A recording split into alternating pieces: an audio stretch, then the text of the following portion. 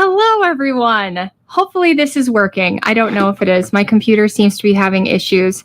Funny, I was doing stories this morning and I was talking about how I miss appointments. I didn't miss this appointment. This is a computer issue. So anyway, how are you guys doing? Today we're going to go into your questions and answers, as well as celebrate that I've been on GLP-1 for a year and try to figure out my background because I was kind of flustered. Okay, let's see here. So we're going to go into your questions and answers today on what it's been like for a year, what's going on now, the ups and downs and all that. So if you guys have any questions, please put them in the comments. I'll be happy to answer them. All right, let's get started. Okay, so first I want to tell you guys today that this is brought to you by Mochi. Mochi is my telehealth provider. I've stuck with them. I've been with them for almost a year. I found their medication to be very reputable. I've researched the pharmacies they're using. They're using some of the top pharmacies in the nation. They have licensed practitioners. They actually require people to work with practitioners versus just fill out a form and send you medicine, which I'm all about, freedom of choice and all that. But it is good to be legitimately working with someone. And now they're expanding their services to hormones and hair health and scalp health and skin health and mitochondrial health. It's amazing, all at a great price. So I highly suggest Mochi if you are interested in working with them. There's a link down below that'll save you $40. And I hope you guys will give it a try. Okay, so I have been on GLP-1 now for a year. And the year was September 9th, so we're almost actually 13 months. I'm a little behind the times here. And it has been absolutely life-changing in ways I couldn't even explain. I used to absolutely despise this. I thought, what is this toxic poison people are putting in their bodies? And why would they do that? Why would they not just diet and exercise like me? And with diet and exercise, I've always been able to be successful. The success has just never stuck. And I've lived in that cycle of self-blame that so many of us, well, it's not working because I'm not perfect enough. It's not working because I'm not working hard enough. It's not working because I'm not making it a full-time job. It's not working because, and it's always like me. It must be me. I must be doing something wrong. Why can't I just do this and overcome this? And so it's been a 20-year battle, as you guys know, from The Biggest Loser to running half marathons and restricting everything and losing 100 pounds on my own to gastric bypass, which wasn't really that successful for me. And then struggling with my health ever since that surgery and becoming lower and lower and lower and lower and chasing the lower carbs, chasing restriction, trying to find what restriction is finally going to be the ticket for me. And some things that I like, the number one thing I've learned is, why should anyone have to restrict anything but processed foods to begin with? That is an indicator something is off. And thank God today we have tools for that. So it took a lot for me to jump from my very stubborn self of I am going to diet and exercise this off, even if it means walking 12 miles a day and eating nothing but sardines, which, by the way, I still love sardines and I eat them as a snack. That's why they're sitting there, not because I'm trying to sell sardines. Because you can go to Walmart and get these, but actually because that is my snack shelf. But I will put up here, some of my friends have written books. I aspire to write a book one day, but in the meantime, I will support my friends who have written books. What a wonderful accomplishment. Okay, so anyway, so I've tried everything from sardine fasting. I think my longest sardine fast was 15 days. Then I might have taken a day off and then done some more days. And so, over a month's time, I bet there have been months that I did 20 days of sardine fasting where you eat nothing but sardines. I've tracked every morsel for years. Track. I mean, tracking doesn't, we started tracking on The Biggest Loser. So it wasn't even like I'm not afraid of tracking. I'm fine with it. I understand how to weigh your food. I understand how to measure food. I understand how to look at food and actually decide, is this what I think it is? Like we could put a ribeye steak in, but is this an extra fatty ribeye steak? Or is this a regular steak? Did I eat all the fat on it? There were times where I was getting so perfectionist in my tracking because one of the criticisms, hey gals, hey, one of the criticisms is that people who struggle with their weight, they just must be too dumb to track correctly. And I'm going to say, I say that with aggression because it is frustrating to hear that, because if you're metabolically healthy, there is flexibility in inaccurate tracking. But I fell for it and I said, well, I must not be tracking perfectly enough. And so I would do things like eat 97% lean beef, but then add the fat so I could measure the fat, because that was one of the things they said to do. So I was ensure that I was like really working my macros. As you guys know, I tried low fat, I tried high fat, I tried the Lion diet. I made it almost 2 months on the Lion diet, which if you follow any Lion diet blogs, it's very rare for people to make it longer than 10 days because that is so unbelievably restrictive to just eat bland, ruminant meat, salt, and water. No coffee, no dairy, no spices, no eggs, no fish, no anything except just this very bland meat. And as you guys know, on the Lion diet, about 35 days in, my body just got so inflamed, got hyper inflamed. I gained 14 pounds of inflammation in 3 days. My energy tanked. My food noise went through the roof. And I was like, this is just part of healing. Got to keep going. And so I ended up making it almost 60 days. I think I made it 55 days, I think is how long I made it before I finally broke and had a piece of salmon, which was the best salmon of my life. I'll never forget how good that was. Speaking of good, I need some Coco Loco. So I tried all the things and what the Lion diet taught me. So I'm grateful for the Lion diet because it showed me, it proved to me, I am willing. If it's a restriction we need to do, if it is an alteration we need to do, I'm willing to do it. I am willing to track it. I'm willing to combine it with exercise. I am willing. And if you guys go look, I think there's a Lion diet playlist, which of course I stopped filming when it got real hard, and that's probably when it's best to film. So from now on, I've been telling myself, you don't have to post this, but just film it because one day you might want to share what actually happened. And I wish I would have done a better job on the Lion diet with that, of when the crash and burn happened, continuing to film that. But again, I assumed I did it wrong. I'm not doing this hard enough. I'm not doing this perfect enough. I'm having all these cravings and I'm eating short ribs. Maybe I'm only supposed to be eating hamburger, but I'm eating short ribs. So again, always the blame is that I'm doing something wrong. I remember going to several people in our community, the carnivore community, and saying, I'm not feeling good. I'm so tired. I'm so hungry. I'm not feeling good. And them just telling me that I needed to do it longer. And I'm here to tell you guys, I did not need to do the Lion diet longer. Absolutely not. I'm actually vehemently against that diet now because I think it's such a stressor to the body to be that restrictive. It has to be. At least it was a stressor to my body. If it's not a stressor to yours and you feel good on it, then I support you and you keep doing you, boo. Okay, so Lion diet happens and I gain all this weight. I'm so hungry. The food noise is through the roof. And that's when I felt like I needed therapy at that moment to accept that restriction wasn't going to be the answer for me to healing and to getting to my goals.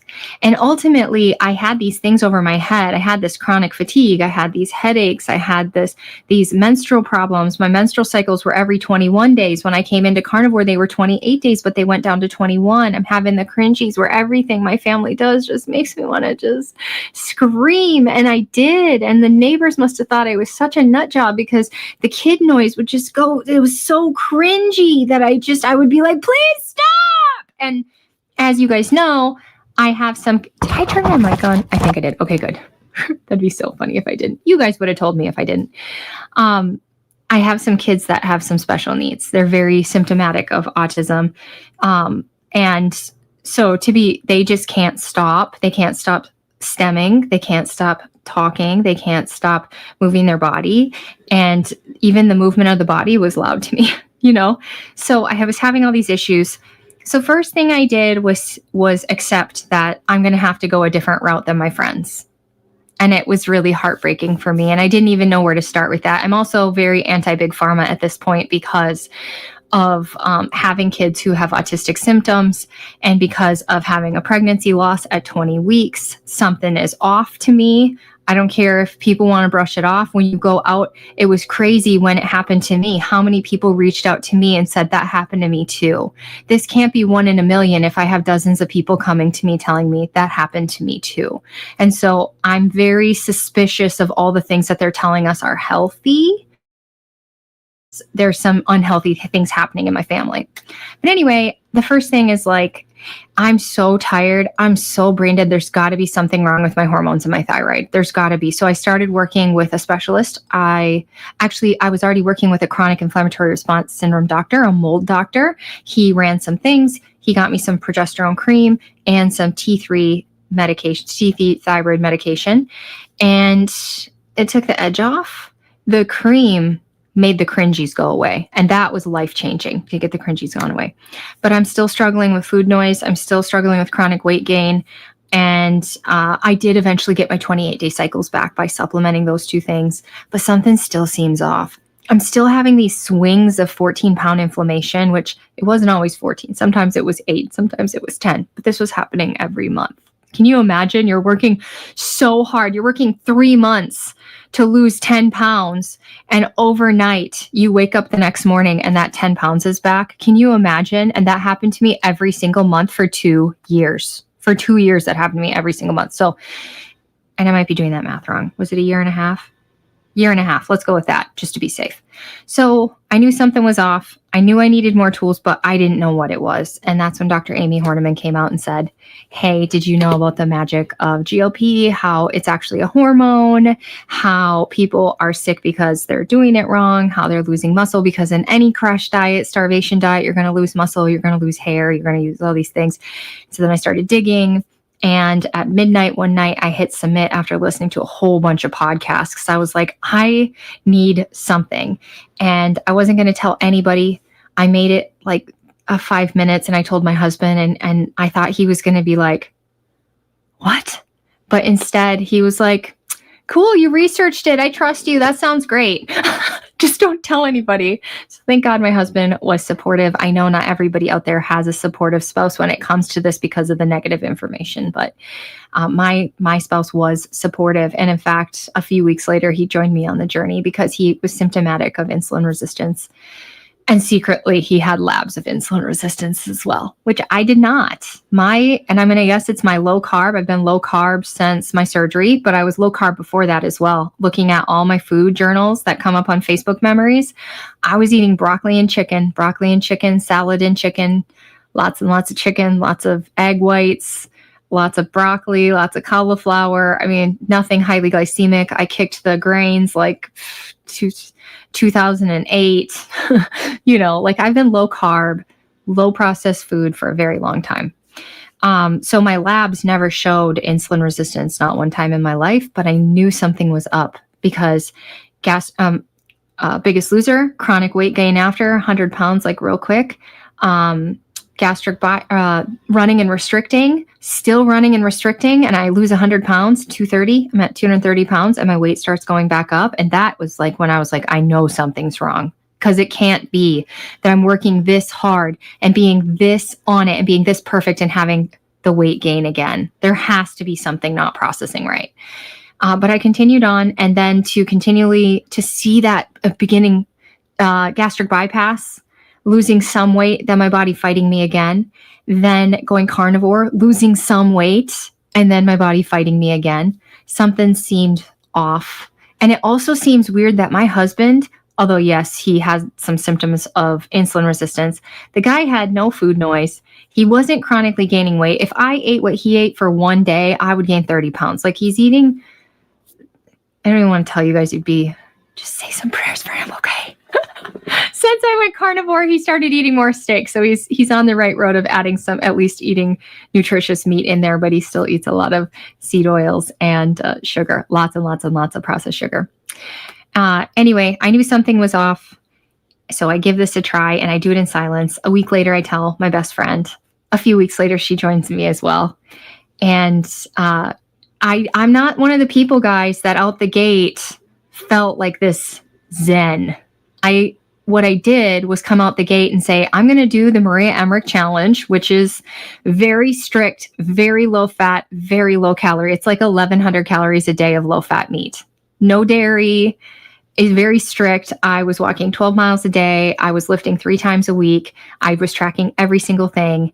And yes, I lost weight. What was amazing, what I did see was that I was snacking less. I noticed I was snacking less, but my appetite was still pretty big and I still had to be very, very strict. Also, what I saw was, wow, I'm losing way more weight than I ever have. And I've done these same things before and lost a quarter of this. Another thing I noticed was all the peeing. I was peeing day and night for 2 weeks. I lost 14 or 15 pounds in the first 2 weeks, but I was peeing all the time. So the inflammation was coming off. The things I was doing were actually working. And I found that I actually had to slow things down. And, so that every month from there on, I slowed things down because coming into this, I hope you guys are in the same. There were fears. One is losing my hair. 10 months into carnivore, I lost all my hair. My hair used to be down to here, you guys. It used to be very, very long. I never cut it. It all fell out. 10 months in, that was 2 years ago that all my hair fell out. And it's just now 2 years later starting to recover. So it was so heartbreaking. It was like 6 months that I would just touch my head and the hair follicles would just fall out. And the texture was really weird where now it's shiny and soft. And it was very scary to lose all that hair. I never want to do that again because you realize it takes years to grow that back. It's traumatizing. If you even do, people end up with bald spots. And I was watching one the other day where a lady was like, you can just grow it back. You realize it takes like 5 years to grow your hair back. It's not like, I'll grow it back. No, losing your hair is so serious to me after having that much hair loss. I mean, it was sad. I was to the point I was talking to my husband about saving up for a wig because the bald spots up here in the front, my hair was only this long. So now these front hairs are this long, but 2 years ago, all of the hair from my ear forward was only this long, all of it. It was so sad. And then you would touch the back of the head and the back of the head hair also was only that long. It was devastating. So I'm worried about that. I'm worried about the muscle loss because I want to be healthy. I want to be metabolically healthy. I want to be physically healthy. I want to be good looking. I don't want to look like, a bag of bones with some skin hanging off of it. I want to look healthy. So all those things were concerns. So when in the first month, I think I lost 20 pounds, I feels like that is way too much. So we're gonna slow this down because we also don't want to stall. We don't want to have hormones tank. I already had my hormones and thyroid tank. I didn't need that again. And so I was very serious about that. So the next month I stopped doing that completely. I continued tracking. I continued walking the 12 miles and lifting 3 times a week because it felt good. It felt like it was what I should be doing. But I slowed down on the food end, knowing that was a really vital piece. And then the next month, so it was like 3 months of pretty hardcore, but still slowing things down.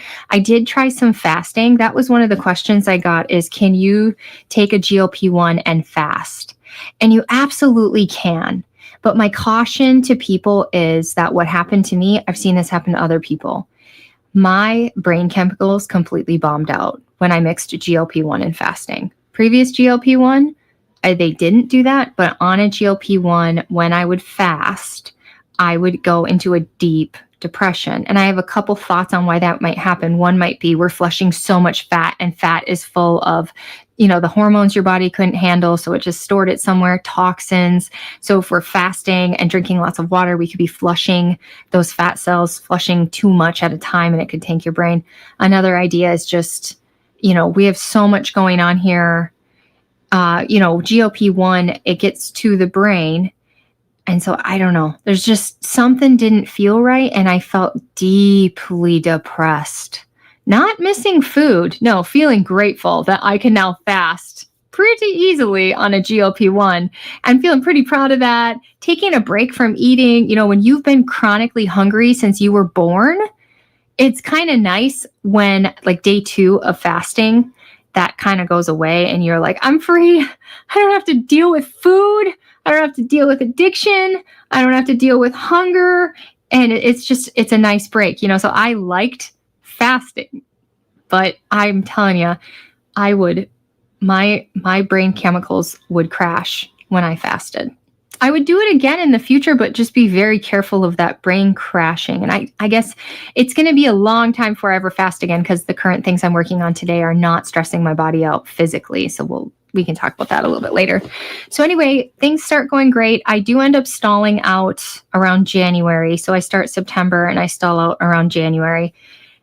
Maybe it was December I started stalling out.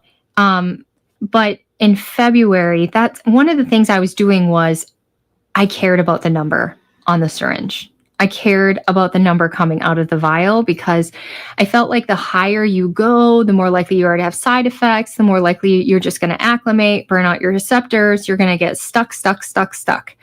And I still think that's possible, and I still think people should be careful, but I'll tell you that's not what my experience ended up being.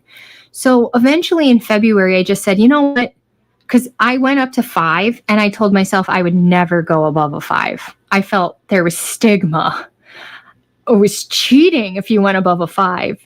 Well, even going up to a 5, I never had food noise reduction. I had food noise reduction, but it didn't give me complete control of my eating. Like, I remember I had a piece of apple pie at the Apple Festival, and for the rest of the day, I had food noise. I wanted sugar for the rest of the day. And so I just wasn't getting that thing people talk about. Never one time did I have nausea. To this day, I don't think I've ever had nausea.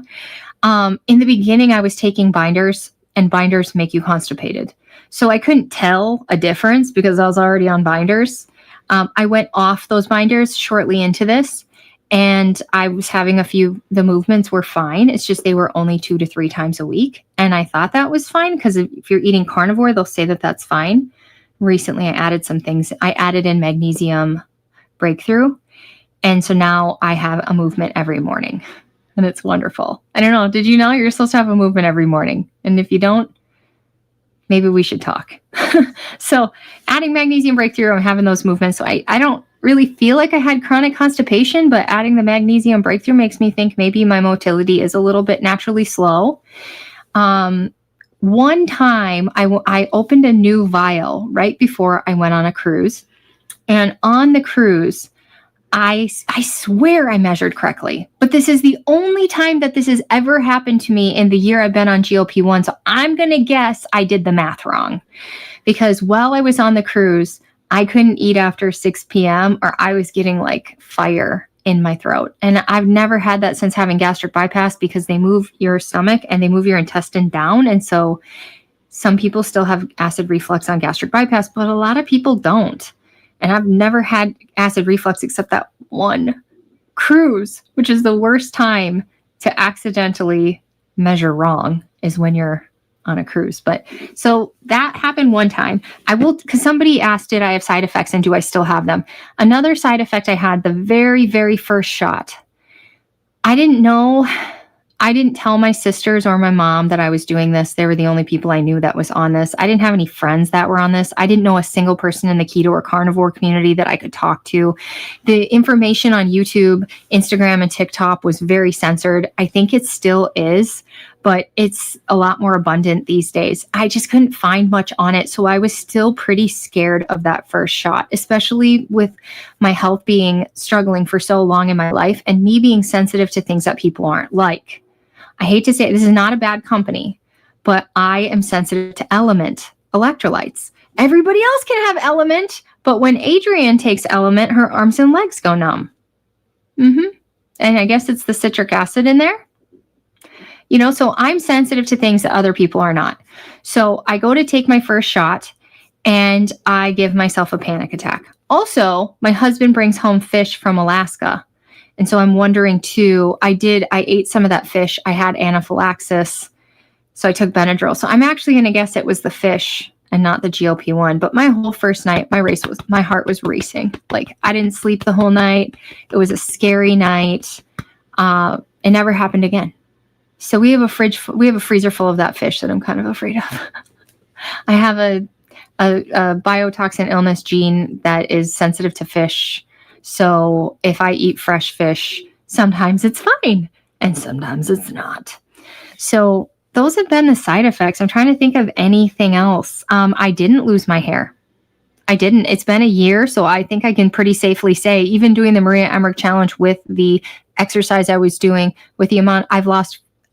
So as of today, I'm down 45 pounds, but my lowest was 50 pounds.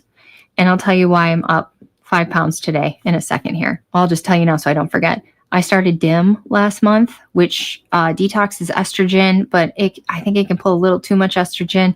So we're having trouble with hormone balance. And so when I started that, the week after I started it, my body went, pfft. So we're working on the hormones, okay? So I'm on the higher end than I ever have been, but it's very correlated in timing with hormones. It wasn't like a slow progression of weight gain. It was very, very fast. And so we're working on that. So, okay, so I'm going to go into some of the questions. First one. All right. Does a GLP help with inflammation for mature age, especially brain focused, already carnivore? Absolutely. I got to say that carnivore gives you this level of zen. Many people, it gives them a level of zen. You'll hear people who felt like they were previously bipolar, ADHD, depressed. Now, I still continue to have like ADHD symptoms on carnivore, and I still had these 14-pound swings of inflammation. I also still had lab markers of inflammation and chronic inflammatory response syndrome. And I went on the GLP-1, and some of my lab markers have gotten better. Definitely my body's gotten better. I used to chronically have neck pain from the inflammation, and that's gone. I'm not having those swings anymore. I think these are wonderful for inflammation, and I don't think it matters what age you are. Another one that's great for inflammation is BPC 157. And if you want to know where to get that, Mandy, join our free group at radicallyhealthy.com. And there's a pin to the top is my favorite companies. And there's some American-made companies in there. There's like thousands of peptides, but we can't access them because they are not FDA approved. So you have to do your research over there where it's not filtered. So yeah, they're wonderful for that. Let's see here. So we went over the side effects. How much protein do I eat in a day? So when I was in weight loss mode, I was eating between 124 and 224. It depended on the day. Like if I was hungry at night, because like I said, I was trying to stay low dose. I'm kind of all over the place here because I skipped the part of how I went up. We'll go to that in a second. When I would get hungry, because this wasn't fully, it felt like 4 days a week I didn't have any GLP-1. That's what it felt like, which kind of makes it feel like it wasn't working at all. But it was, because I was losing weight unlike I ever had before, and I was snacking less. So those were the big things I noticed. And the inflammation came off. And then I stopped peeing 10 times a day. So that's another thing. It's addressing inflammation at the root of the inflammation, at the hormone pathway of the inflammation. So you should stop having these huge swings of inflammation. You should still have regular inflammation. Like let's say you eat some Chinese food and it's full of seed oils and MSG, you'll still have some inflammation, but it'll pretty quickly come off like within a few days.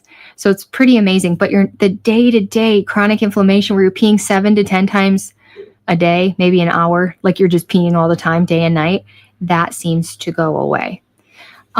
So when I was still struggling before I upped my dose, if I was hungry, I would eat things like, I would just sit and eat all the shrimp I want to eat. Yeah, that's kind of expensive. But that's what I would do. I was allowed to eat all the sardines that I wanted. I was allowed to eat all the chicken I wanted. I was allowed to eat all lean beef. I was going for lean proteins and eating as many of them as I wanted. And so sometimes I would be over 200 grams of protein.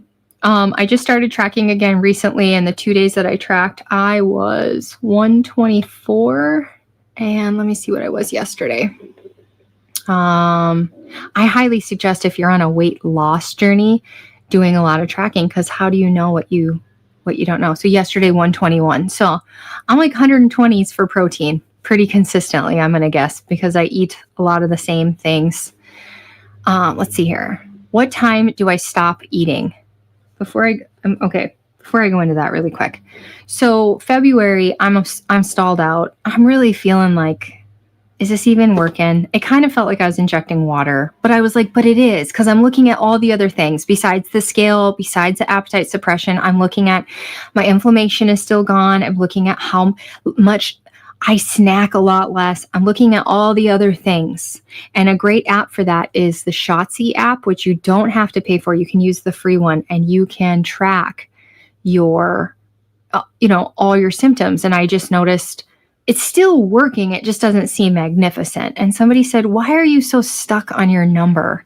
And so I finally went up to, instead of going up in dose, I took 5 milligrams every 5 days, which essentially is upping yourself 2 milligrams. And then I decided, you know what, I'm going to try some of these other ones. So I added 0.25 cagrilintide.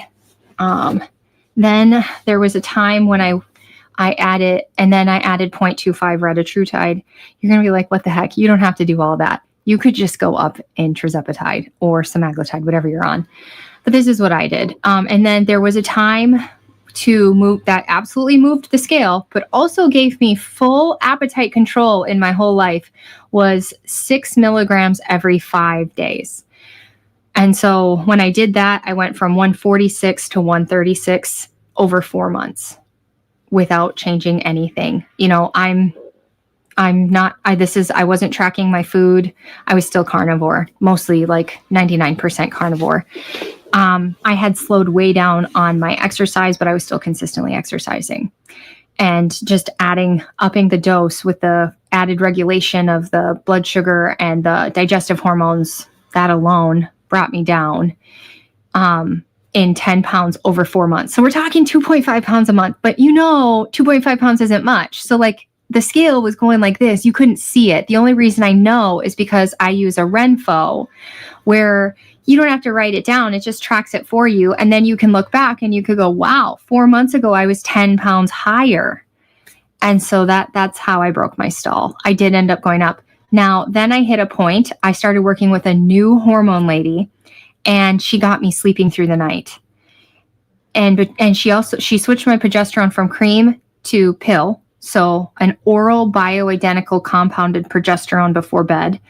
And I started sleeping through the night. I stopped peeing in the middle of the night. I added this DHEA cream that you can just get on Amazon. And that helped a lot with the feeling down there and improving my marital relations. And then she switched up my thyroid medication. And all of a sudden, I felt like I got slapped in the face. And I was like, I cannot eat. And that didn't go on for long, because the second that hits me, I'm like, this is not what I've ever been aiming for. So I ended up going down in dose. And there was a while where I was down to 4 milligrams every 5 days. I think right now I'm doing 5 milligrams every 7 days. So I started stretching it out now. But so just because you have to go up to get to your goal doesn't necessarily mean that you're stuck there, you're acclimating to there, you're going to be there forever, you're going to go up forever. That hasn't been my experience. As long as you're working on stuff behind the scenes to improve your hormone health, your metabolic health. Like, why do some people, like my husband, he can take 0.8 now once a month or once every 2 to 3 weeks, where I didn't feel anything at 5? Like, why are we metabolizing this so different? And I think it has to do with inflammation, stress, your thyroid health. His thyroid health is amazing. Mine has really struggled. Your sex hormone, damage inside your body. So if we can work on healing some of those things or supplementing some of those things so that they're more optimal, then we're going to become more sensitive to GLP-1 and be able to come down, is my theory. But everybody is different, so I don't know. And if you guys have any questions, let me know. Okay, so what time of day do I stop eating? So when I was in weight loss mode, this is something that stressed me out, is that I've always been a nighttime eater, always. So if I felt, of course they're going to start mowing right now. Are you kidding me? So if I felt hungry before bed, I would eat shrimp, and I would just do it, because I'm not going to sleep if I'm hungry. It's going to be very poor quality sleep. I did start noticing, this was one of the things I noticed, is that naturally I just wasn't hungry before bed. And so that was one of my signs of like, wow, this is working. today I still feel pretty comfortable eating before bed. And if you dig into that, that can often be adrenals. It can be that and also this can be very common on a low carb or zero carb diet because your body needs energy through the night. So it wants it ahead of time. Hey, okay, I'm going to go shut my window. One sec, guys.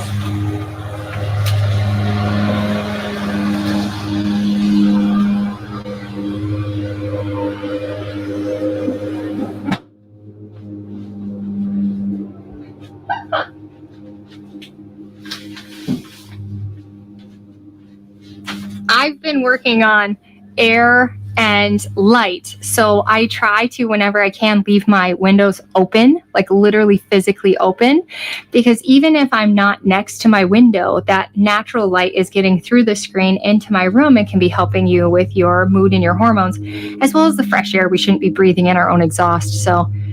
But we'll shut it for the rest of this. Hey, I'm glad that you made it. I'm sorry I haven't messaged you back. I've been meaning to. Okay, so anyway, I have tried, there's several things I've tried to not be hard on myself about during this journey. And one was, learning on the Lion diet that restriction wasn't my problem. It's not that I'm not restrictive enough. I'm plenty restrictive. Plenty. So what am I going to allow myself to have that can make me feel less restrictive? So the first thing I added was these electrolytes, the Coco Loco, because it's sweetened, and most of my carnivore I was sweetener free because I was afraid of sweet. So during my weight loss, I decided I'm going to allow myself these sweetened Coco Locos. I'm going to allow myself sugar-free Jell-O, and I'm going to allow myself to have coffee with cream every day. Now, if I don't lose weight or I'm having cravings or it's not working, I'm going to pull back on one of those levers, but I want to see if I can succeed allowing myself to have that. And another thing was allowing myself to eat before bed and seeing if it could work. And if it doesn't, we're going to have to really jam that lever back. But that's a tough lever for me because of my sleep issues. They say, during the night, our body relies on stress hormones to keep our blood sugar happy since we're not eating. And so it can be helpful before bed to eat because it keeps fuel in your bloodstream while you're trying to sleep. And I know people are totally against it. My next thought there, though, is just my last sales point is I think the men of our tribe would have hunted all day.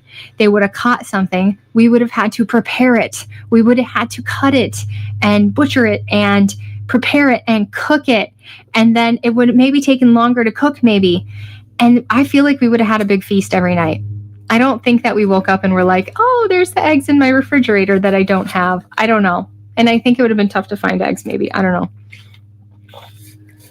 So I feel like it would have been natural for us to have food before bed. But anyway, I have gotten to my goal with sometimes eating before bed.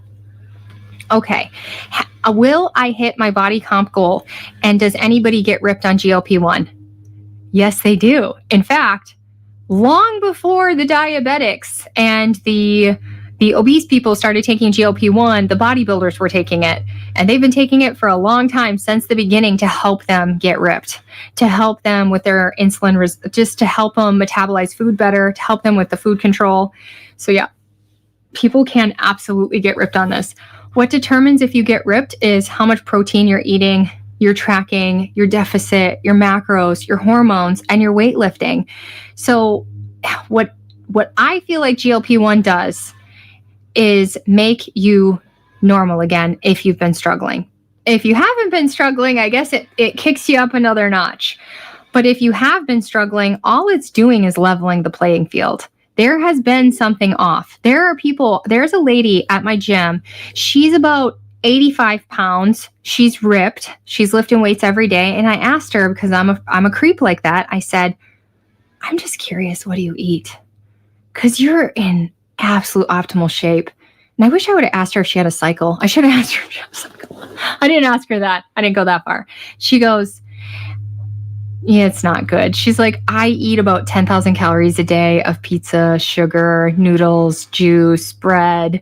And she's like, I do not eat healthy. I eat a lot of junk food, and her body just metabolizes it. So then we look at people who are struggling with their weight and we're sitting there blaming them. And I'm like, but this lady is literally eating an entire pizza and she weighs 85 pounds and is absolutely ripped. There's something wrong here. And it's not. This person who's struggling with obesity is actually eating salads and she's eating entire pizzas. It is not that this person is just lazy, gluttonous, and stupid.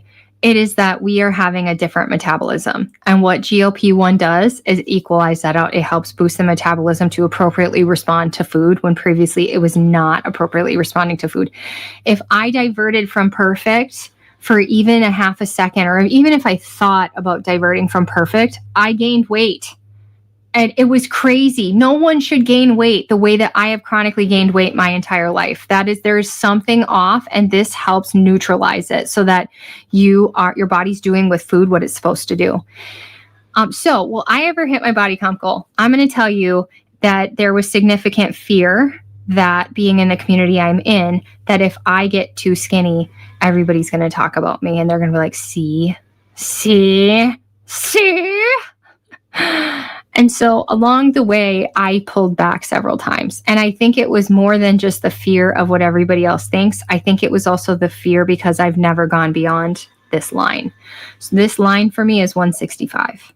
And I banged my head against the wall for 40 years. I'm only 41 with this line my whole life. And to get underneath it, I would like take breaths and I would go, is this really happening? Can this really happen? Maybe this is all the further I could go. And along the way, too, always question if I was struggling with any kind of disordered thinking, always questioning if I was being healthy.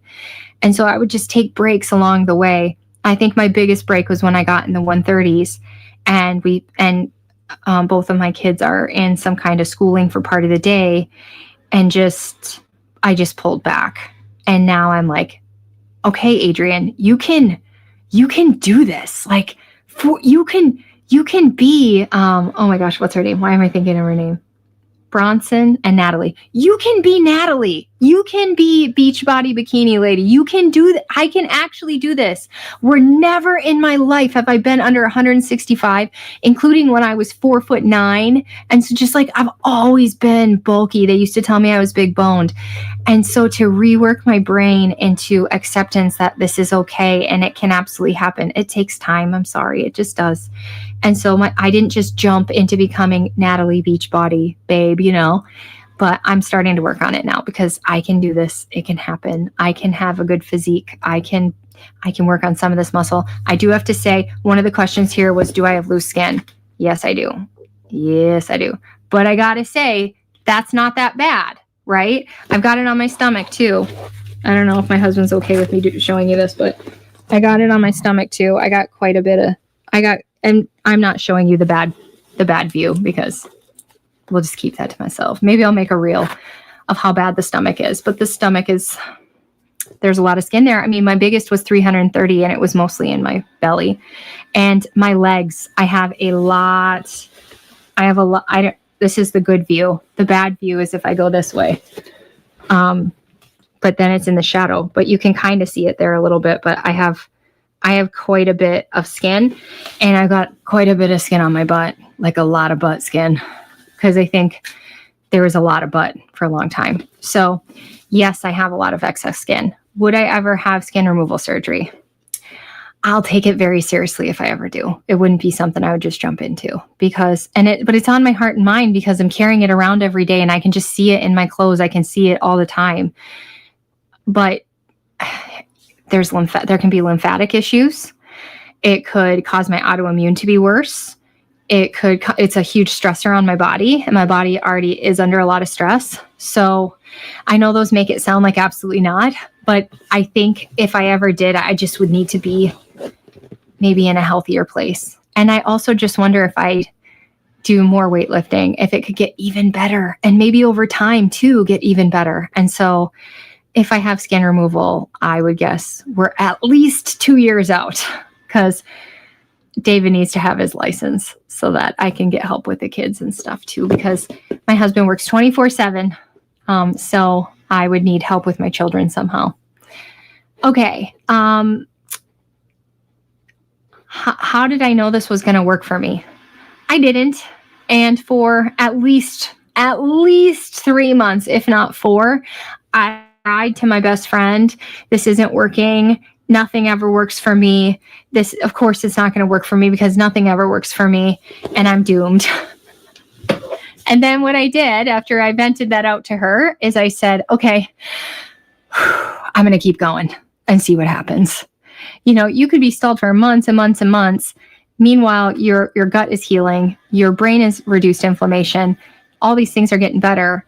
And so you could start losing weight again down the line because it doesn't all have to happen up front. It can happen as things are starting to speak and get regulated again. So I would vent this to her, and then I would just keep going. And eventually, even if it was 2.5 pounds a month, eventually you get to a place where you go, I did it. It is working. It absolutely works. It works. It works for like 99% of people. So what are some things? Sorry, I have a hard time sitting. I really need a stand-up desk. Some things where it might not work would be for weight loss, would be if you have type 2 diabetes really, really bad, it's going to be harder. It could be harder. Could be harder for you. But it doesn't mean that over time you couldn't lose weight. It just could be harder for you. Another one would be if you are the recreational drinker, that affects your gut. It affects your enzymes in your gut and it can break down the signaling. Hey, Lewis. So that is something during weight loss you might want to consider cutting out. I haven't drank in like 12 years, so that's not my thing. So that hasn't really affected me. And I think there's a subset of men that I'm sitting here going, I don't know. Also in women, if your thyroid and your hormones are in the tank, it's going to be a tough road. It's not going to be an easy slip and slide down the hill. And so if you're struggling, you may want to get your hormones and thyroid checked, which I had done before I started GLP-1. And then I switched providers and got even further help because I was working with someone good from the beginning, but I switched and worked with someone who had more solutions and was even better. So if you need someone, I always put her contact information down below. Her name is Emily from Elevate Health and Hormones. If you mention I sent you, she takes $100 off your initial lab reading, which is usually $299. So that makes your initial lab reading $199. You can run your labs through them. I think their deal is $250 or $350 to get all your labs run, or you can run them through your insurance if you have insurance coverage for labs. So moving to her, I got even more assistance. What dose did I start on? Don't necessarily do as I say or say as I do. I don't know what the saying is. I started on 2.5. I don't know why. I don't know why I did that. But to be honest, it was totally fine. I think many people, if you sound like this, you're probably going to be fine. And if you sound like this, you probably don't want to do that. Okay. So what do you sound like this and start on the 2.5? You've struggled with weight your entire life. You have horrendous food noise. You've maybe called yourself a binge eater, and maybe you've considered that you have binge eating disorder. Maybe you've struggled with alcohol in your lifetime. You seem to gain weight at the drop of a hat. You went carnivore and the food noise came back horrendously. You went on lion diet and you found yourself binging on short ribs. Like, who could binge on the lion diet? That is a sign that the signaling is way mucked up to the brain. And you have something maybe breaking GLP-1 or you're not metabolizing your natural GLP-1 very well if you can be carnivore and get your food noise back. The bucket where you're going to want to be careful, and everybody should be careful, first of all, because even if you're in this bucket, you might still be sensitive. You might have gut that needs to heal, and the starting dose might give you some side effects.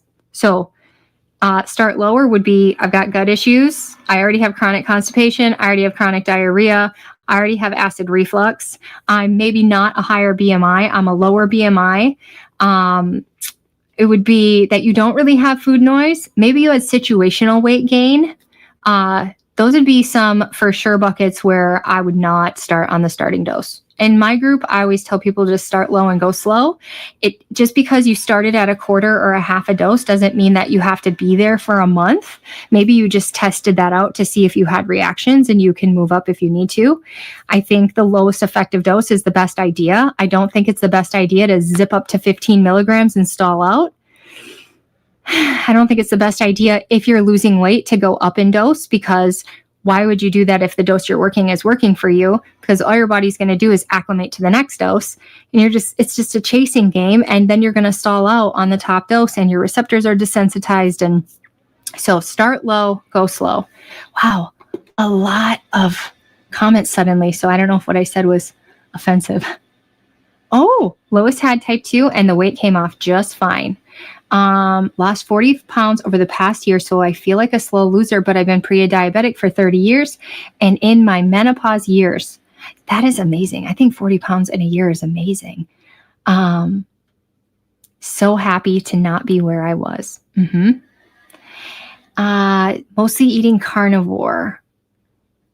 And okay, so one thing people asked me was, because I recently posted in our free group at Radically Healthy, I started posting what I'm eating. And of course, the first day that I decided I'm going to do this was not a perfect day. It was not optimal, but I was just being honest. Like, if I'm not going to be honest and I'm going to wait for a perfect day, it's never going to happen. So I just posted it. And the day that I posted, I had 63 carbs. And people were like, whoa, wait a second. I thought this was the carnivore group. The group is very, very carnivore. And I think that mixing GLP-1 with carnivore is amazing. I think it's amazing. I think more people should do it. I think if you want to get to your goals, I think it's great because you are more likely to stay on a lower dose. You're eating very filling foods that aren't very triggery. You are getting your protein in. So you're more likely to have muscle preserving. You're more likely to be nourished. You're more likely to be getting your bioavailable nutrition in. I think you're less likely to have any binging or falling off or stalling because you're less likely, if you're eating meat, to be accidentally eating cake and cookies and ice cream that are slowing your weight loss down. So I think carnivore plus GLP-1 is phenomenal, and most of our group is carnivore plus GLP-1. Some people, as they're getting closer to their goals, they start looking at their overall healing, including mental health, but also some people have been struggling with their weight because of their thyroid and their hormones. So when I first started looking at the thyroid hormones, I just thought it just is what it is. And then I started looking into how do we actually heal this? And I'm looking at my watch and my sleep scores, and I'm realizing my watch says I'm stressed out all day long. Why is it saying that? And I interviewed Dr. Scott Schur. He has an interview back. It's called the methylene blue, but it's so much more than methylene blue. And he was explaining how some bodies are in stress all the time physically, even if spiritually and mentally they're living in the moment, living in gratitude, giving things to God, controlling what they can control, serving other people. Even though they're doing those emotional things to live good, their body is still in a stress. So I started looking into how do I reduce the stress physically inside of my body. And I was finding that for some people, not all people, and please don't attack me, some people, the stress is coming from your body struggling to be in constant winter all the time. And carnivore is technically a winter diet. So I looked into adding things back, but I did it with great fear and very, very slow and steady. And I think that started back in February or March. And I had to go slow because one of my problems is hypoglycemia. So if I go overboard or if I go straight to the sugars, Adrian's going to be sick. So the other thing was the chronic weight gain. So I have two very serious implications of carbohydrates, which is why I got rid of them to begin with. So I slowly added things in here and there to see, did it trigger food noise? Did it rob me of peace? Did it cause me inflammation? Did it cause me gut issues? Did it cause me weight gain? Did it affect my mental health? Look at the whole picture. And I was finding that my body was handling carbohydrates differently than it ever has in my entire life. So I slowly added another one and another one, not all at the same time, not all the same day. Like truly, it was a very slow experiment. And I have found that especially after doing a few rounds of BPC 157 and my gut feels very healed, that my body is processing foods very, very well today. So I've been able to have some, and I'm experimenting and trying to figure out. Coincidentally, my sleep score has also improved. It didn't improve out the gate, but it is now, like last night, I got an 80. I also take I take cordycepin mushroom in this supplement called Tromune. So that made a big difference too. But prior to Tromune and prior to slowly adding carbohydrates, my sleep score every night was a 39 because it said my body was in complete stress all night long. And I could feel it because I would wake up tired. I would wake up hurting. In the middle of the night, I would wake up. So I started sleeping through the night with my progesterone, but I was still waking up in sweats, feeling like I was sticking to my sheets. It was pretty rare to go pee, but just still sometimes waking up kind of just not feeling good. And even worse, though, is just waking up in pain and feeling like, this can't be. Is it midnight? It cannot be 6 a.m. right now. So my sleep quality was absolute garbage for years. After a few months of slowly integrating some carbs and starting the Tromune, now I'm consistently getting 79 and 80 for a sleep score. So it's saying that I'm getting restful sleep. It's saying that my body is actually calming down at nighttime, where it was never calming down at nighttime on carnivore, never. And if you don't know physiologically, you can go look up Jay Feldman, but basically cortisol, adrenaline can be some of the hormones that help keep your blood sugar, help your liver kick up some blood sugar, help the gluconeogenesis so that your blood sugar is regulated throughout night, which is totally fine. Except if you do it for year upon year upon year, in some people, not all people, I'm pretty sure Kelly Hogan's sleeping like a baby. Some people, those stress hormones is just too much of like the body's already stressed out. It can't handle anything else, not even something as simple as a carnivore diet. So I did add some carbs back. Now I'm focusing on fruit. And when I say that, I mean squash, cucumber, tiny bit of tomato, but I watch that one because it's a nightshade and Hashimoto's people are supposed to avoid nightshades. I've had some banana, some fruit. I've even had some grain, although that's not Hashimoto's friendly. I'm still trying to stay away from processed sugar, obviously. Although, have I had processed sugar? I have. And I did experiments to see if my blood sugar would drop, and it didn't. So this GLP-1 has done more than just help me get to my weight loss goal. It's also regulated my blood sugar, where previously it was completely dysregulated. I am processing my food appropriately. Like I can eat and eat and eat and not have the chronic weight gain, where previously I could eat. Didn't seem to matter what the number was. There was chronic weight gain, whether it was 1,200 or 2,200, I was gaining weight. So my body was just storing everything, no matter what the amount of energy, the calories, no matter what thermodynamics said, I was gaining weight. I have had some carrots and some potato, and shockingly on those two, I cut those like almost as soon as I had gastric bypass because they're so starchy. I assumed starch would highly affect my blood sugar, but it didn't. Here's another thing I learned in this past year was, if you would have told me this 2 years ago, I would have said, no. But apparently some humans need fiber. And the reason I would have said no is because fiber was previously causing me horrendous gas, gut upset, and I was chronically constipated. And you take the fiber away and whoo, I was normal. And it felt amazing. And I loved it. And so if you would have told me 2 years ago to add fiber back, I would have been like, go stick it where the sun don't shine. But the problem was, I think, part of the 10-month problem when at 10 months into carnivore was that I was probably already estrogen dominant coming in, but without the fibers to help pull excess estrogen out, it was just recycling and building up in my system. So now I ended up in this extreme state of estrogen dominance where that's where my brain fog and my chronic fatigue was coming in, where it was 10 days a month of just, brain fog is not funny. That's not even a good word for it. It's literally dementia, where you can't remember what you're supposed to do in 10 minutes. You can't remember what you did 5 minutes ago. You can't remember what you ate. You can't remember what you're supposed to be doing. Having to do any little task is overwhelming because you have to remember how every little piece of doing it. Like for example, doing the dishes is exhausting because you have to remember to keep grabbing dishes and stay focused and clean things off and stay focused.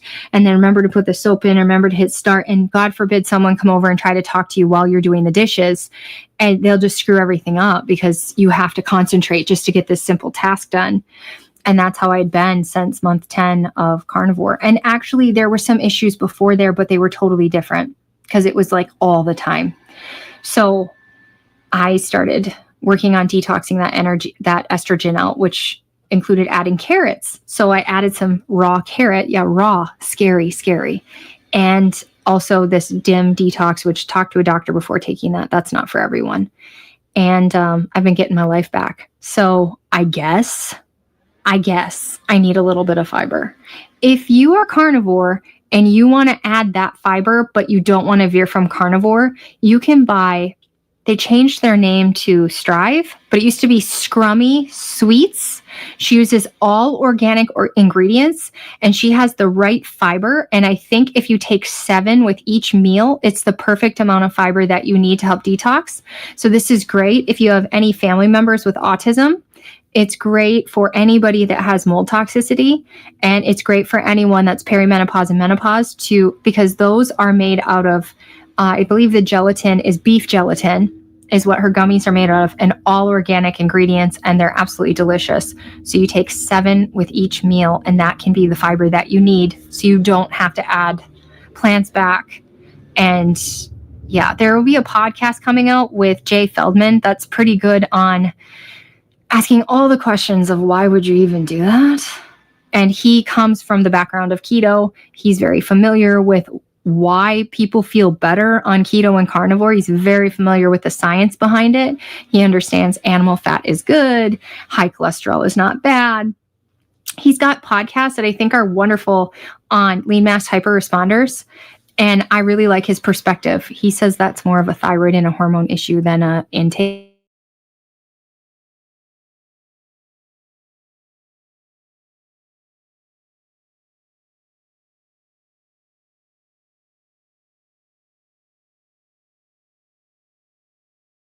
They're all so unique. Oh, sorry about that, guys. Switch. Thank you. So if you Google Switch or Scrummy, SCRUMMY, sweets, either one of those will bring you to those gummy bears that are if you sit down with Susie, she is unbelievably knowledgeable. She's so brave because she comes to all the carnivore and keto events and everybody side eyes her like, what do you hear with that junk food, But if you actually stop and talk to her, she will tell you, listen, I'm using the right fiber. I'm using very specific ingredients. She's gone above and beyond to get organic on the label. A lot of ingredients like in keto chow and salty can be organic, but it's difficult to actually get it labeled because of all the restrictions and stuff. So she's gone through many hoops to make sure. I know, Louis. I have tried Comcast and Ethernet, and I don't know. I've tried all the internets, and we finally landed on the one from the sky, Starlink, and it's still terrible. Did I lose muscle? I lost a couple pounds of muscle allegedly, but actually, I recently did a rescan, and it said that I gained muscle. So the problem with the muscle number and the scans is that if you are chronically inflamed and then you get rid of your SIRS, you get rid of that chronic inflammation, that inflammation comes off your muscle number because it's often in the water is, well, they have like a non-bone number, right? So if you lose inflammation, that can come off your muscle number. So it's hard to say, honestly. And then whether or not you eat carbohydrates also affects that number, your muscle number, because carbohydrates create glycogen, which is stored in your muscle. So that's a tough one. But generally speaking, I don't think that I have. Because if you were to look at my body composition, you would say, wow, that's looking really good. I don't know. like you can see, like you can feel abs if you touch my stomach. I do have skin, but there's some muscle in there. I don't know. I don't think that I have. I look at what I look for in people who have gone Ozempic or gone gastric bypass. If you look at their hips and they went from this big to this big and they have no legs at all, to me, that's a big sign. It will often look like I'm losing a lot because from here up, that's where I lost all my weight, is like actually, let's be honest, from down here up. From the ribs up is where I have mostly lost my weight. But I still definitely have thighs. I still definitely have legs. I still definitely have strength. When I walk around, I feel like I have pep in my step. And I think that's because I'm carrying 50 pounds less, but I still feel like I have that muscle. And so I literally, like today on my walk, I went running just because I felt like so good running. It just felt good. I felt like I was flying. So I don't feel like I've lost muscle. Did I lose consistently? No, I did not. That first month I lost that 20 pounds, and then I think I lost 10 pounds, and then I don't remember from there, but there were stalls, like there were months of stall, and then I would lose another 4 pounds, and then a month of a stall, and then lose some more. So absolutely, it was not a ski slope. And I actually think that because I didn't ski slope it, I took breaks from calorie deficits. I went on cruises that people gave me. Like, who does that ever happen to? That doesn't happen to anybody. Like, has it ever happened to you that someone was like, hey, I can't go on my cruise. Do you want to? Like, that's never happened to me before, but it happened to me during my journey. So while I was on the cruise, I refed. I ate to my heart's content. They've got all those different meats, and so you can eat a variety. So I refed on every cruise. I took breaks from my deficit. I took breaks from my weight loss. I took breaks from my chronic exercise. I'm a big exercise person. And I think that because I did that, I ended up in a good spot when I was done. I was able to eat. I didn't lose my hair. I feel like I didn't lose muscle. So definitely, if you have that family event where everybody brings a potluck, like take a break and eat all the meat. Eat all, whatever you can find there. They have the cheese plate, like enjoy yourself with your family and take that opportunity to feed, not just to refeed your body, but refeed your mind that fueling your body is okay. Enjoying food is okay. And it's a good thing for you to eat at higher calories sometimes. The first cruise that I went on, so we went on a cruise like a year and a half ago with the 2 Crazy Ketos. My husband went into the casino, which he doesn't do in real life. And he just kind of hung out down there because he didn't know any of the ketos or anything. And so he spent a lot of time down there. And I don't know what he did exactly because I'm in charge of the bank account. So I know he didn't spend all our money. He did something where he went up and down and up and down. And now we get sent free cruises. So every time we go on these free cruises, we eat, we get sun, we relax. I'm not obsessed with the gym, but if I can get some steps in, that'd be great. It's pretty easy to get steps on a cruise. So anyway, let's see here. So my favorite meals, what is on repeat in our house? Chicken adobo. You take as much chicken as you can, 3 to 6 pounds. You put it either in a pot or an Instant Pot. We do Instant Pot a lot. You put in 2 parts water, 1 part white vinegar, 1 part soy sauce or aminos, the substitute for soy sauce. If a lot of people try to avoid the soy. What is it? The aminos. You know what I'm talking about. So 2 parts water, 1 part soy sauce or aminos, 1 part white vinegar. And then you put in some, I forgot garlic. Put in some garlic, it's chopped garlic, and then put in the black pepper, like the actual black pepper kernels, whatever you call those. You know what I'm talking about. So you throw in a bunch of those and you cook it until the chicken actually turns brown. So in the Instant Pot for us, that's like 1 hour and 20 minutes. On the stovetop, that could be like 3-4 hours. You just let it simmer, cook. And that is our favorite chicken adobo. We eat that we eat it at least once, if not twice a week. And it's amazing. It's delicious. I had it for breakfast. I'm going to have it again for dinner. It's so good. So for the kids, they like to have some rice, and that's pretty much it. They have rice and the chicken adobo. Another thing we cook on repeat is picanha. You just heat the oven up to 500. you do 5 minutes per pound. So if it's 3 pounds, you do 12 to 15 minutes. And then after the timer goes off, you just hit cancel so it turns the oven off, but don't open the door and just let it cool down in the oven and it'll be a perfect medium. I honestly overdo it. I'll let it sit for 40 minutes or so, an hour, and then I'll open it up and it's still, even if you let it sit in there for an hour, it's still cooked perfectly. Nice crisp fat cap on the outside, but like perfectly cooked beef on the inside. And it's very tasty beef. It's very flavorful. We eat eggs almost every single day, eggs. I will have bacon here and there, but I feel like it's just a little too chemically for me. It's a little too salty or something. I don't know. And I eat a lot of smoked salmon, whether that's from Walmart or whether it's the canned Trader Joe's. I don't have it here because when I put the cans here, it's what I always eat first. I'll also, I would say at least 3 times a week, I have 2 cans of sardines for lunch. And with that, I might have a banana or skip the banana if you're carnivore. It's very rare that we eat any vegetables, to be honest, but we'll eat the squash. We'll eat the cucumber. I will have some sugar snap peas here and there. I've had green beans twice in the past year. So those are our meals on repeat that we eat quite often. I'll cook. We bought a cow, so we have a lot of hamburgers. So I will add oh my gosh, I can't believe I'm blanking on her name. The carnitarian, Linda. We'll use Linda. She has a taco blend that's very, very clean. And so we'll add the taco blend to the meat. So we do that probably once a week, is having like the taco meat, and the kids will have it on tortilla chips. And we try to go for organic, and we try to go for not seed oil. We're not perfect for that all the time. I personally will eat the taco meat and then I'll put cheese on top, maybe some sour cream, maybe some, this is going to sound weird. I love cottage cheese. I eat a lot of cottage cheese. I guess I can't say I eat it a lot, but I'll mix cottage cheese with eggs. I'll mix cottage cheese with my hamburger. I'll put it in here and there. And that's a great way to boost your protein. Only recently, like very recently, I tried my very first ever Built Bar.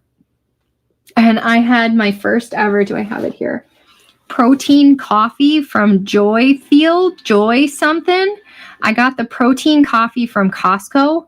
It's pretty clean. It has some gar gum in it. That's the only thing that's like, if I was out in the forest, I wouldn't be picking up gar gum, right? I don't even know where gar gum is from. So that's where maybe gar gum isn't bad, but since I haven't thoroughly researched it, it's something I try to avoid, like beef doesn't have gar gum in it, right? But I like that protein coffee. It's really good. I wouldn't lean on that towards my protein number, but I kind of like that I'm not just drinking caffeine and fat, that there's actually protein in there, and it's the milk protein instead of the whey protein. Whey can go through your body a little too fast, can be stored a little too fast. I think the milk protein is a slower, better absorbed protein. I did like the Built Bar, so I've been having one of those a day, or half a one a day, or every other day. Like, it doesn't have to be every day. I'm trying to think of what else I added. There's also this clear protein pop that was like lemonade from Costco, and it's disgusting. So if anybody lives near me and you want my clear protein drink from Costco, let me know, because it's just sitting in the hallway. Like, nobody wants it. It's not my favorite. Like, these days, one thing that's really, really changed in the past year is I used to eat plain hamburger. And if I got fancy, I would throw some salt and butter on it. That doesn't cut it these days. Like, there has to be some good flavor. Another thing, before I started GLP-1, there was a summer there, and I allowed myself to have a Quest something here and there. And I used to think that it tasted so good. Now I take a bite of Quest, or you take a bite of Legendary, and it's like, why? Who's buying this? It tastes so bad. It tastes so chemically to me. So something has to be really good for me to eat it these days. So those are some of I used to be very addicted to sugar-free Jell-O. Now I taste it and I'm like, what was I so obsessed with this about? It's not as good as Coco Loco. Discounting the Bulo. Just kidding. I think we definitely all need to work on the muscle. When I was in weight loss mode, I worked out like 5 days a week, the whole in weight loss mode. Then life changed. Things in our family changed. Our schedule changed. It was the biggest change that we had in 6 years in schedule. And then I'm going to be honest, like finances changed.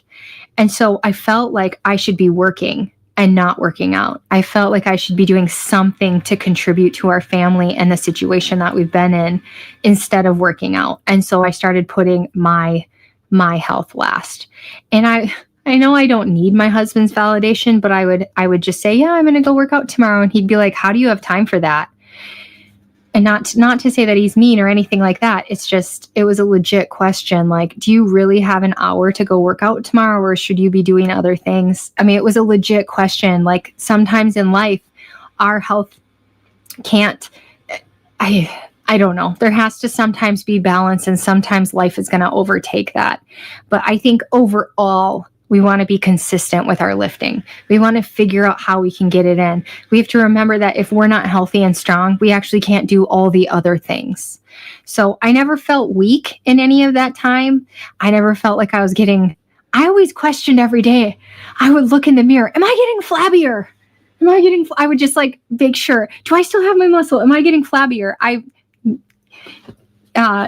Let's see here. She's not in here right now, but one of my best friends, two of my best friends were on like a group chat, and I would send them and I'd say, do I look too Skeletor here? I send them those videos all the time. Do I look too Skeletor? Like, really worried about that muscle. And I think we should worry about it. And we should be, we have so many of our elderly who are struggling with strength and mobility and stability. And if we can do anything to prevent that, I think it's now. So I definitely take that seriously. Let's see here. I'm trying to see if I forgot any. So what dose am I on now? 5 every 7 days. I am still taking cagrilintide and retatrutide. So the retatrutide, I added just a touch of it. Guys, first of all, none of this is medical advice. Please do your research. But retatrutide has amazing healing benefits, metabolically speaking, gut line speaking, all of it. It's so unbelievably healing that I just take just a little of it to add to that healing. I haven't full on switched over it because I have like so much. Yay, I'm so glad you caught it too. I have so much tirzepatide. I got like maybe 6 months worth. Yeah. So I need to work through that. So I haven't full on switched over to retatrutide, even though that might be the best one for maintenance for me. I haven't switched over. Also, it's not commercially available. We're getting it from American-made other companies. So I'm taking that. And then the reason I take cagrilintide, it opens up another pathway to the brain. So with tirzepatide, I just didn't feel this full relief. I really had to stay on it. The thought of adding carbs back on just tirzepatide, it wasn't working for me, but maybe it was something else. It might have been something else too. So I feel like when I added just a little bit of cagrilintide, which is for some people, they need more than I do, but just that little bit, I feel like I can have a banana. I feel like I can, I feel like I can add these carbs back and stop, like fully stop. It opens just another pathway to the brain speaking. Retta increased my appetite. Yes. So what we're finding in our group is that low dose retatrutide is increasing people's appetite, and higher dose retatrutide actually eventually helps with the appetite. But I would absolutely try CAG. The reason that I am down on my TERS, but up on those two, taking a little bit of those two, is because my thought is that instead of just going, if I kept going up on tirzepatide, I probably would have hit that therapeutic feeling. But instead of burning out 2 receptors really hard, hitting those 2 really, really hard, we're adding 2 more receptors. And so we can come down a little bit because we're getting more benefit by hitting more receptors, but hitting them lower. So that's my thought in what I'm doing. But of course, it's not medical advice. Blah, blah, blah, blah, blah, blah, blah. I don't know if you guys have noticed, I should have said this in the beginning. Meta specifically has changed their policy as of this summer that if you are not a doctor, you are considered low quality content. So I'd be very interested to know like how Kelly's account is doing and how some of these other people who are sharing their experience, strength, and hope, how their accounts are doing. I wonder how Jenny Middich is doing, because they are openly saying you are considered low quality content if you are not a doctor. So they've been downing people. I've talked to other people behind the scenes who have very big accounts, and they are losing massive amounts of followers, and their views have gone down millions. Like they used to be 4 million, and now they're like 100,000 per month. So I'm starting to work on TikTok. I don't need another platform is the thing. I don't need any more apps. I don't need any more social media. So I wish that Meta would just stop doing what they're doing. Eventually, though, I know on here they've been deleting some accounts as well. I know some accounts that have been deleted for discussing peptides. So just be careful out there. Make sure you join radicallyhealthy.com. We have a free community for everyone. It's in a different spot. So if you're seeing subscription fees, that's the private group, and we'd love to have you there as well, where I usually share like a little tidbit in the beginning, and then everybody shares their struggles, their triumphs, and what's going on with them, anything that they've tried, if it's working, if it's not, maybe something needs tweaking, what do you guys think? And it's when people speak, that's totally the best part of the meeting, in my opinion. But so we have 8 meetings per month if you want to join the private community. We also have a chat and a separate forum. So if you're not comfortable posting in the general forum because you want to keep your privacy, go over to the private forum. You can post, it's a very, very small group. It's much more private, where there's hundreds of people in our free community. But if you're seeing a subscription, that's not the free community. You got to go and hit the menu and then hit free community, and you sign up there. Every resource that I have is there. Like I don't hide resources behind a paywall or anything, except I did create a meal plan, and the meal plan journal is in the private community because I spent like weeks on that sucker. But truly, I'll just tell you, like, eat eggs and bacon for breakfast, maybe some steak for lunch, some fish for dinner. You're welcome. Oh, no, it's a little bit better than that. Anyway, so join the free community because that's uncensored. I own it. We can say whatever we want. So let's see here. Wow, you don't see the carnivore people as I follow as much as same with GLP-1 videos. Yeah, you'll notice when you like hit refresh, it'll keep popping up with people with doctor in their name. So I got to figure out how to get doctor in my name, because there's some like 20 years of schooling ways to get doctor in your name. I know people who did not do 20 years of schooling and have doctor in their name. You know what I mean? Not to say that they aren't amazing, well-researched. I mean, that is the problem with this idea that we should only be listening to doctors is, well, I listened to doctors for 30 years and they kept telling me everything was in my head and here's some mental health medication. So I'm not liking where that's heading. Also, anybody who speaks of peptides on Meta is being put on restriction. A lot of people aren't able to access their messages. So if you're not getting messaging back from some people, it's because they got their messaging taken away. I got my live feature taken away for a whole year out of nowhere. A whole year. I cannot go live on Meta, which is Instagram. Facebook actually says I can go live, but sometimes they take it back away out of nowhere.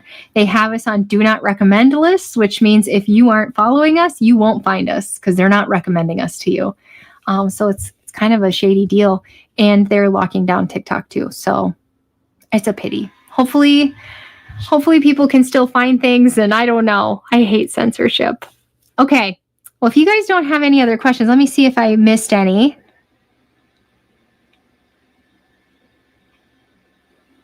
Many are changing from Facebook to other platforms so they can still have their group chats without interference. Yeah. So our chat is housed off of Meta and into the private group. But really, if you post anything in the free community, people are pretty active over there, and it's going great. If you join the free community, download the Kajabi Communities, not Kajabi Communities app, and you'll be able to access it right on your home screen. In retrospect, I should have picked an app that people already have because we have way too many apps. But Kajabi's pretty awesome. I'm just saying. Well, guys, thank you so much for coming and hanging out with me today. I really appreciate you guys. You make what I do so much fun. If you haven't listened to it yet, there was a podcast by the Human Experience, the Human Podcast. Who is it? The Human. I got to look this up because I got to tell you guys. Yesterday, there was a wonderful, if you guys could tell me his name, what is his name? There we go. Ultimate Human Podcast with Gary Brecka. And yesterday he had on Dr. Josh Axe. And it is funny. They keep changing the thumbnail back and forth to see how many hits they can get. It doesn't have that many hits. I mean, it has 23,000. I would jump for joy at 23,000, and he keeps changing the title and name, but I'm just going to tell you what this podcast is actually about. It's not about peptides. It's not necessarily about the Bible, although they refer to the Bible several times. It's about healing through community, getting in light, resting, like talking around the world. I mean, almost everything that they said, listen, we see people healing, not on specific diets, but if they did these other things in life, like having a purpose, serving other people, if you do these other things, you're going to see so much healing, and it's aside from the diet. So I thought that was just such a great podcast. So the Ultimate Human Podcast with Gary Brecka. And it's the interview. It's the top one right now with Dr. Josh Axe. I highly recommend it because I felt like I walked away with some action steps, but also with some validation that I do some things good, And so that's kind of nice because when it's all like you're doing everything wrong, it's kind of overwhelming. So that's your guys' homework for the day. Go check that one out. So thank you guys for tuning in. I hope you guys have a great day. Bye. Oh, I can't see my end button.